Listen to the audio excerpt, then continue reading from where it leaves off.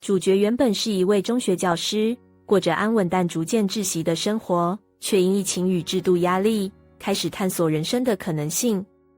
通过朋友的直销产品分享会，他意外踏入这一领域，从被动的顾客转变为积极学习者。经过初期的挑战与突破，他成功逆转收入曲线，成为直销领域的佼佼者。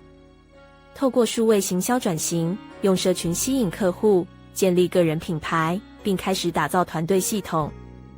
借由社群文化与仪式感的营造，他成功扩大价值影响力，出版书籍，开设课程，并分享成功经验。他深信成就不仅是金钱，更是价值的实现，并力行以价值换价值的商业哲学，带领团队共同创造成功舞台。